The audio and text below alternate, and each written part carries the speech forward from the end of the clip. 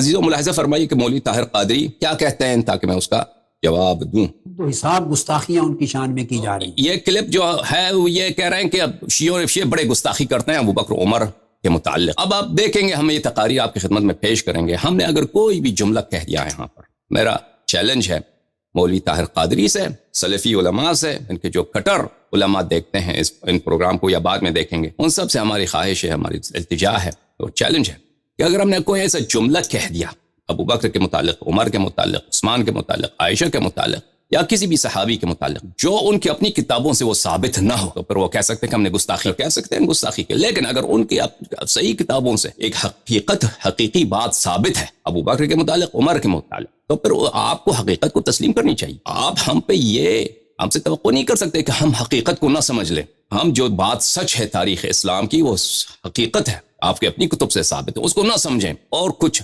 مجعول باتیں، کچھ جھوٹی باتوں پہ ایمان رکھیں. ملاحظہ فرمائیے کیا کہتے ہیں.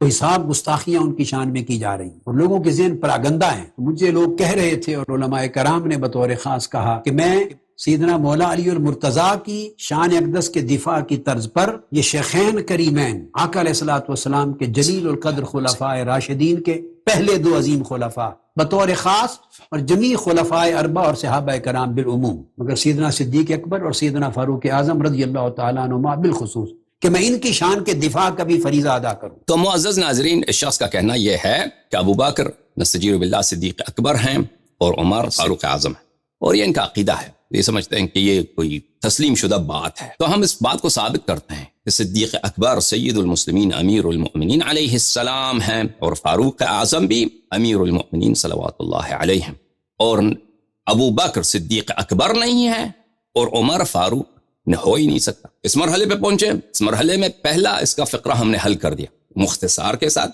پچھلے والے جلسے میں ہم نے ثابت کر دیا کہ امیر المؤمنین علیہ السلام صدیق اکبر ہیں. یہ ثابت کر دیا ان کی اپنی کتب سے، یہ لقب ان کا ہے. نفی کے مقام پہ پہنچتے ہیں کہ ابو بکر صدیق اکبر نہیں ہو سکتا، بلکہ صدیق ہی نہیں ہے.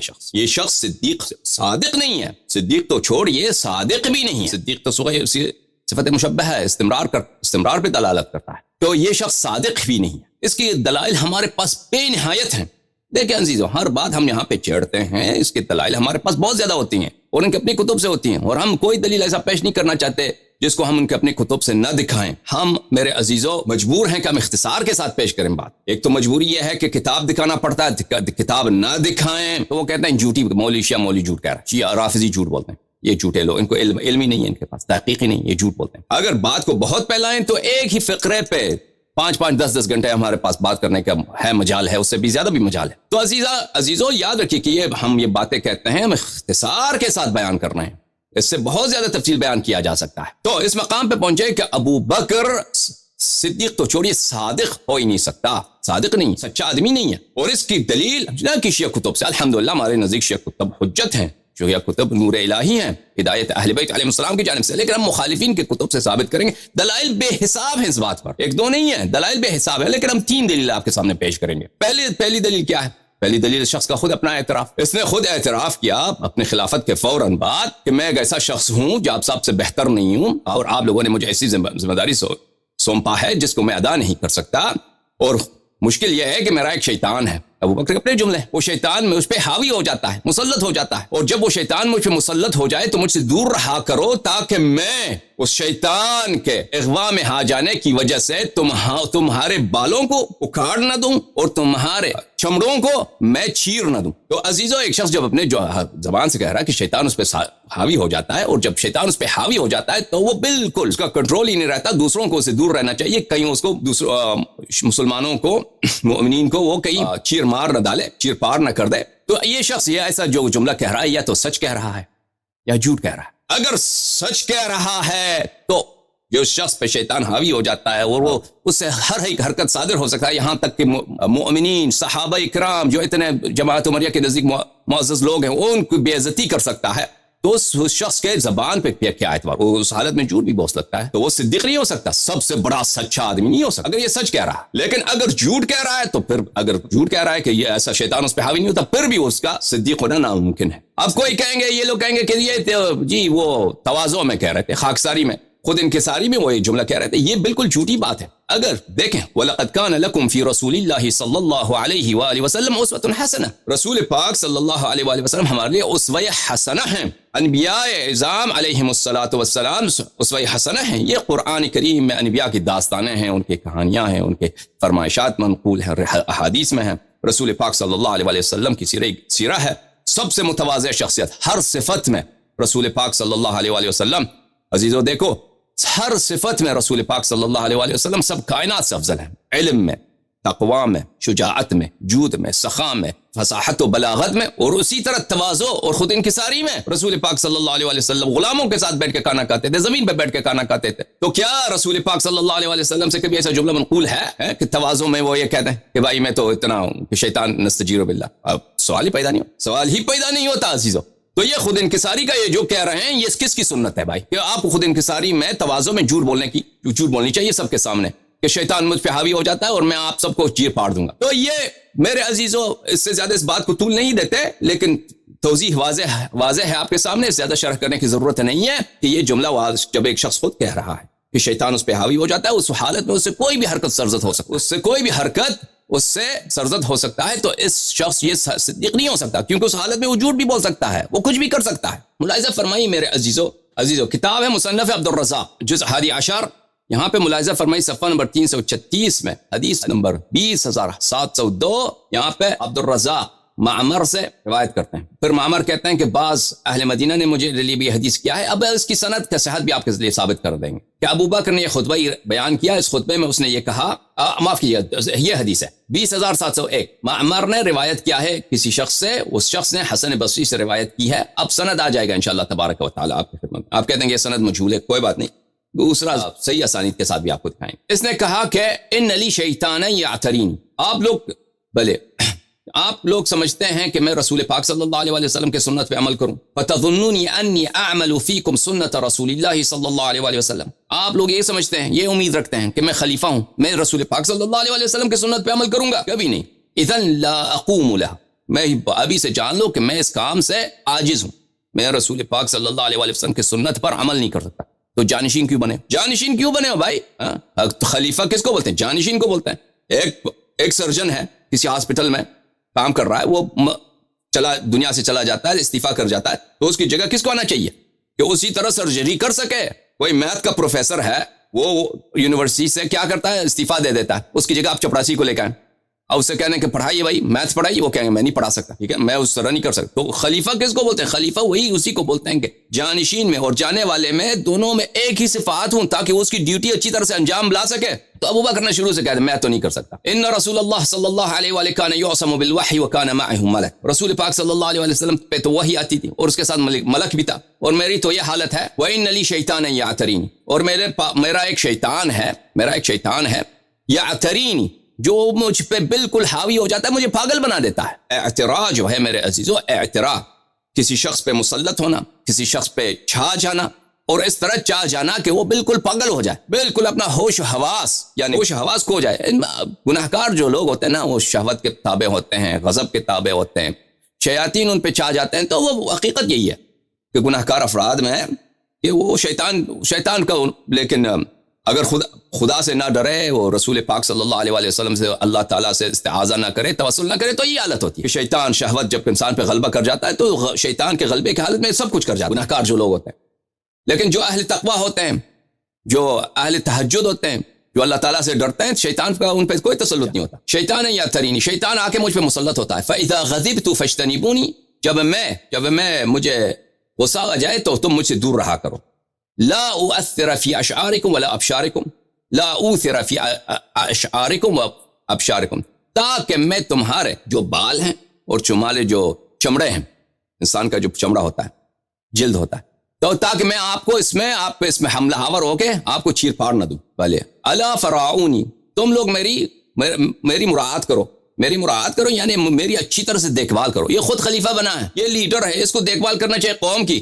فَإِنِ اسْتَقَمْتُ فَأَعِينُونِي وَإِنْ زِغْتُ فَقَوِّمُونِي, اگر میں سیدھے راستے پہ چل گیا تو تم کیا کرو, تو تم میری اعانت کرو, اور اگر میں ٹیڑھا ہو گیا تو تم مجھے سیدھا کرو. سبحان اللہ. تو اگر میں ٹیڑھا ہو گیا, دیکھیں خلیفہ جب ٹیڑھا بن جاتا, خلیفہ کا کام ہی کیا ہے؟ ہدایت کرنا, جو شخص رسول پاک صلی اللہ علیہ وسلم کے مسند پہ بیٹھ جاتا ہے، یہ مسند رسول پاک صلی اللہ علیہ وسلم کی، یہ سیٹ ان کی ہے، یہ مقام ان کا ہے، تو اس کا کام ہی ہوتا ہے ہدایت کرنا۔ اب وہ خود کہتا ہے کہ شیطان مجھ پہ حاوی ہو جاتا ہے، میں ٹیڑھا بن جاتا ہوں، میں آپ پہ حملہ کروں گا، غصہ آ گیا تو میں حملہ کر دوں گا، تم بھاگ جانا، اور اگر میں سیدھے راستے پہ چل گیا تو میری تم ہیلپ کر دو، مدد کرو، اگر میں ٹیڑھا ہو گیا تو تم مجھے کیا کرو، سیدھا کر دو۔ تو بھائی جب چلو مان لیتے ہیں، چلو بھائی مجبوری ہے، کیا کریں، کہ اگر آپ ٹیڑھے ہو گئے ہم آپ کو سیدھا کریں گے، لیکن جب ہمیں شک ہو گیا تو کیا ہو؟ جب ایسا مسئلہ آ جائے کہ امت اسلامیہ کو پتہ نہ ہو، دیکھیں نا، مسائل تو دنیا میں بہت سارے پیش آتے ہیں کہ ایسا مسئلہ پیش آ جائے کہ ہمیں شک ہو کہ آپ ٹیڑھے ہو گئے، اور آپ اعتراف بھی نہ کریں کہ ٹیڑھے ہو گئے، اس سے ادھر سے ہمیں یقین بھی نہ ہو کہ آپ سیدھے ہیں، تو پھر کیا کریں؟ دیکھیں نا، سب مسائل میں سب کا اتفاق تو نہیں ہوتا، یا اگر آپ ٹیڑھے ہو گئے اور ہم نے آپ سے کہا کہ آپ ٹیڑھے ہو گئے، آپ نے نہیں مانا، تو پھر کیا کریں ابو بکر؟ معزز ناظرین، یہ تخریج الاحادیث والآثار الواقع فی تفسیر الکشاف زی علی کی، زی علی بڑے بڑے محقق ہیں جماعت مخالفین کے، یہ کتاب چھپی ہے سعودی عرب میں، ملاحظہ فرمائیے اس کتاب میں صفحہ نمبر 482 میں اسحاق ابن راہوی نے صحیح سند کے ساتھ روایت کیا، وہب ابن جریر ابن حازم اس نے اپنے والد سے، اس نے حسن بصری سے روایت کی ہے کہ ابو بکر نے وہی جملہ کہا ہے کہ وَإِنَّ لِي شَيْطَانًا يَعْتَرِينِي، کہ ایک ایسا شیطان ہے جو بالکل مجھ پہ وہ حاوی ہو جاتا ہے اور مجھے پاگل بنا لیتا ہے۔ ملاحظہ فرمائے نا آپ نے۔ اچھا، یہ کتاب طبقات الکبریٰ ابن سعد کی، چھاپ دار صادر بیروت، جلد نمبر 3، یہاں پہ ملاحظہ فرمائیے، یہ بھی وہی روایت ہے کہ ابو بکر نے یہی کہا کہ ان لی شیطان یعترینی، ایک ایسا شیطان ہے جو بالکل مجھ پہ حاوی ہو جاتا ہے۔ اب عزیزو سند دیکھیے، طبقات الکبریٰ اور زی علی کی جو کتاب تھی اس میں سند کیا تھا میرے عزیزو؟ یہ کتاب طبقات الکبریٰ جو ہم آپ کو دکھا چکے ہیں، ملاحظہ فرمائیے، یہ صفحہ نمبر کون سا ہے بھائی؟ صفحہ نمبر 212، جلد نمبر 3، طبقات الکبریٰ۔ سند یہ ہے، اخبرنا وہب بن جریر، وہب بن جریر کس سے روایت کرتے ہیں؟ اپنے والد سے۔ اخبرنا ابی، میرے والد نے مجھے کہا، اس کو کس نے کہا؟ حسن نے، حسن بصری نے اس کو روایت کی، ٹھیک ہے نا۔ یہ سند کی کیا حالت ہے میرے عزیزو؟ کتاب ہے سقیم مسلم، چھاپ دار الفکر، یہاں پہ ملاحظہ فرمائی صفحہ نمبر 76 میں، صفحہ نمبر 76، حدیث نمبر 113، حدثنا محمد ابن ابی بکر المقدمی۔ اچھا، کیونکہ ابن سعد بصری مسلم سے پہلے گزرے ہیں تو وہ بغیر واسطے کے وہب ابن جریر سے روایت کرتے ہیں، لیکن مسلم ایک واسطے کے ساتھ روایت کرتا ہے۔ حدثنا وہب ابن جریر حدثنا ابی قال سمعت الحسن حدثنا جندب بن عبد اللہ البجلی، جندب بن عبد اللہ وہ کوئی صحابی۔ تو عزیزو دیکھیے، وہی سند جو طبقات ابن سعد میں آپ نے دیکھا، جو زی علی کے تخریج الاثار میں دیکھا، جو انہوں نے مسند اسحاق ابن راہوی سے روایت کیا، وہی سند ہے جو مسلم کی ہے، اور مسلم کی سند ان کے قوم کی نزدیک حجت ہوا کرتی ہے، صحیح ہوا کرتی ہے۔ ملاحظہ فرمائیے عزیزو، یہ کتاب ہے المعجم الاوسط، حافظ طبرانی کی، سلیمان ابن احمد طبرانی، الجزء الثامن، 8واں مجلد، یہاں پہ ملاحظہ فرمائیے صفحہ نمبر 267 میں، روایت نمبر 8597، یہاں پہ ابو بکر نے خطبہ اراد کیا، انی اقلتکم رائکم، میں کہتا ہوں میں استعفیٰ دے رہا ہوں بھائی۔ وہ اگلے ہی دن جب اس کے ساتھ بھائی، تو اگلے ہی دن آ گیا کہ بھائی میں استعفیٰ دے رہا ہوں، مجھے معاف کرو، میں نہیں چاہتا یہ مقام، میں استعفیٰ دے رہا ہوں۔ بھائی اگر یہ خلافت آپ کی شرعی ہے، آپ واقعاً رسول پاک صلی اللہ علیہ وسلم راضی ہیں، اللہ تعالیٰ راضی ہے کہ آپ یہ ذمہ داری سونپیں، تو آپ کو استعفیٰ دینے کی کیا کبھی رسول پاک صلی اللہ علیہ وسلم نے کہا کہ میں استعفیٰ دے رہا ہوں؟ یہ ذمہ داری بہت باری ہے رسالت کی۔ اگر غیر شرعی ہے تو تم نے قبول کیوں کیا؟ اگر شرعی ہے، واقعاً تو خلیفہ رسول ہے، خلیفہ رسول ہونا بہت بڑی سعادت، اس سے بڑی سعادت کہ انسان جانشی ہوں کس کا؟ سردار انبیاء صلی اللہ علیہ وسلم، اس امت میں سب سے افضل ہو رسول پاک صلی اللہ علیہ وسلم کے بعد۔ اچھا، اس کو چھوڑیے عزیزو، اس خطبے میں بہت سارے نکات ہیں، آپ سب کو ان سب کو کہنے کی اب شاید وقت نہ ہو۔ ان لی شیطان یحضرنی، اس نے ابو بکر نے کہا کہ ایسا شیطان ہے جو میرے پاس آتا ہے، ایک ایسا شیطان ہے، شیاطین انس کے بھی ہوتے ہیں، جن کے بھی ہوتے ہیں، انس کے بھی ہوتے ہیں، جن کے بھی ہوتے ہیں۔ اب اس نے بولا نہیں کہ شیطان ابو بکر کا، اس کے پاس جو بہت آتا ہے اس پہ کنٹرول ہے اس کا خوب، یہ شیطان انسی ہے، یہ شیطان جنی ہے، بہرحال کوئی شیطان ہے اس کے پاس آتا ہے۔ فَإِذَا رَأَيْتُمُونِي قَدْ غَضِبْتُ فَاجْتَنِبُونِي، جب تم دیکھ لو اس صحابہ، اس زمانے میں ابو بکر نے، جب ابو بکر کے ساتھ بیعت ہوا ہے رسول پاک صلی اللہ علیہ وسلم کے وفات کے بعد، اور وہ اب بیعت لے کے آ کے مسجد میں خطبہ دے رہا ہے اور تقریر کر رہا ہے، تو اس زمانے میں اس کے سامعین سب صحابہ ہی تھے نا، صحابہ ہی تھے، اور کوئی مہاجرین انصار تھے اور کوئی نہیں تھے وہاں پہ اس زمانے میں۔ تو لوگوں سنو کہ جب تم دیکھو کہ مجھے غصہ آ گیا ہے تو فجتنبونی، تو تم مجھ سے سب بھاگ جاؤ صحابہ اور صحابہ کرام بھاگ جاؤ مجھ سے. اگر مجھے غصہ آ گیا تو تم سب بھاگ جاؤ. کیوں؟ لا امثل باشعارکم وابشارکم. مثلا کرنا چیر پاڑ کو کہتے ہیں. آپ کسی کو شخص کو چیر دیں, ٹکڑے ٹکڑے کر دیں, اس کو بولتے ہیں مثلا کرنا. تاکہ میں تمہیں ٹکڑے ٹکڑے نہ کر دوں, تمہارے بالوں کو تمہارے سروں سے الگ کر دوں, اور تمہارے کھال کو, تمہارے چمڑے کو, تمہارے کھال کو تمہارے بدن سے میں الگ نہ کر دوں. کتاب الزہد ابو داود السجستانی کی تحقیق شیخ ابو تیم یاسر ابن ابراہیم ابن محمد اور ابو بلال غنیم ابن عباس ابن غنیم. یہ کتاب چھپا ہے کہاں پہ؟ مدینہ منورہ. اچھا, یہاں پہ ملاحظہ فرمائی, یہاں پہ صفحہ نمبر 56 میں حدیث نمبر 31 ان اسماعیل ابن قیس ابو بکر نے کہا خطبنا ابو بکر نے کہا فإن لی شیطانا یعترینی, ایک ایسا شیطان ہے جو مجھے اغوا کر لیتا ہے. وہی باتیں, اسنادہ جید, اس کی سند صحیح ہے بھائی, اسنادہ جید, اس کی سند نہایت بہترین سند. اور دوسری کتب میں تاریخ مدینہ دمشق وغیرہ میں یہ جو خطبہ ہے ابو بکر کا کئی طرق سے روایت ہوئی ہے. ہم وقت بچانے کے لیے اس کو آپ کو نہیں دکھاتے. ملاحظہ فرمائیے تاریخ طبری میں, تاریخ طبری جزء 3 چاپ دار المعارف بمصر, یہاں پر ذکر امر ابی بکر فی اول خلافتہ, ابو بکر کی کہانی اس کے خلافت کے شروع میں صفحہ 223 میں. یہاں پر یہی ہے کہ ابو بکر نے خطبہ بیان کیا اور کہا کہ الا وان لی شیطان یعترینی فاذا اتانی فاجتنبونی. میں تو ایک بہت ہی بیچارہ آدمی ہوں, شیطان ہے جو اس کا مجھ پہ بڑا تسلط ہے, اور جب شیطان آتا ہے تو میں بالکل بے بس ہو جاتا ہوں. اس کا اپنا اعتراف ہے بھائی. اور سند بھی ہم نے دکھایا آپ کو, سند وہ صحیح مسلم کی سند ہے, اور کتاب الزہد میں اس کی سند صحیح سند کے ساتھ اس نے روایت کی ہے اسماعیل ابن قیس سے, وہ ثابت کر چکے ہیں. اچھا, ملاحظہ فرمائیے اس کا ترجمہ اردو تاریخ طبری میں کس طرح ہے, تاکہ آپ نہ کہیں کہ بھائی شیعہ مولوی غلط کر رہا ہے, غلط ترجمہ کر رہا ہے. تاریخ طبری ترجمہ سید محمد ابراہیم M.A. ندوی اور سید رشید احمد رشد M.A. یہ کتاب چھپا ہے نفیس اکیڈمی اردو بازار کراچی میں, ٹھیک ہے نا. یہاں پہ صفحہ نمبر 36 میں ہاں ابو بکر کا خطبہ, چلو خطبہ ہی اس کا جو ہے نا, اس کے خود امیر المؤمنین علیہ السلام کے خطبے سب اعجاز ہیں. نہج البلاغہ میں دوسری کتب میں اعجاز, جس طرح قرآن پاک کی صورتیں اعجاز ہیں, کوئی اس جیسا نہیں لا سکتا. اسی طرح امیر المؤمنین سلام اللہ علیہ کے جو خطبے ہیں, فصاحت میں, بلاغت میں, حکمت میں اعجاز, انسان حیران رہ جاتا ہے. اتنی فصاحت, اتنی بلاغت, اتنی بے پناہ حکمت, اللہ اللہ, انسان یعنی بالکل عقل کھو جاتا ہے عظمت کے سامنے. دیکھیں امیر المؤمنین علیہ السلام کو اپنی گناہگار آنکھوں سے نہیں دیکھا, لیکن ان کے خطبوں کو کبھی کبھار یا ان کے کلمات قصار کو ہم پڑھتے ہیں تو انسان تعجب کر جاتا ہے. جیسے امیر المؤمنین علیہ السلام شجاعت میں, جود میں, تقوی میں, عبادت الہی میں اعجاز تھے.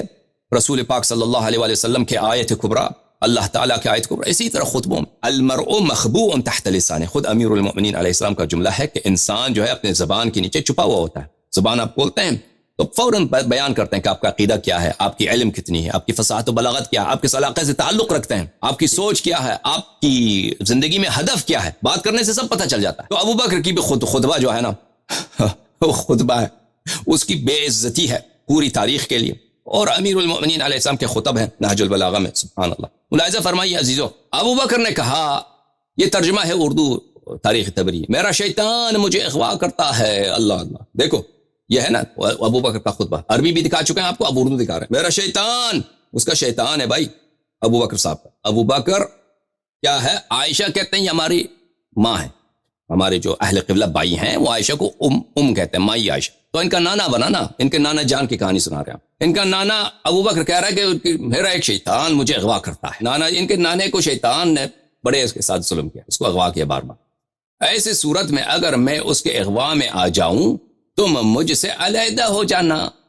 کہ جب شیطان مجھ پہ مسلط ہو جاتا ہے, مجھے اغوا کر لیتا ہے, تو تم یا بھائی صاحب او صحابہ کرام او صحابیات اعظام, تم بھاگ جانا بھائی, تم سب بھاگ لینا کہ ابو بکر کا شیطان آ گیا. ہاں, اس وقت میرا تم پر کوئی حق نہیں رہے گا. اس وقت یہ نہ کہو کہ یہ خلیفہ ہے, ہم نے اس سے بیعت کیا, لعنت پہ جو میرے بیعت کیا. اس وقت بھاگ جانا.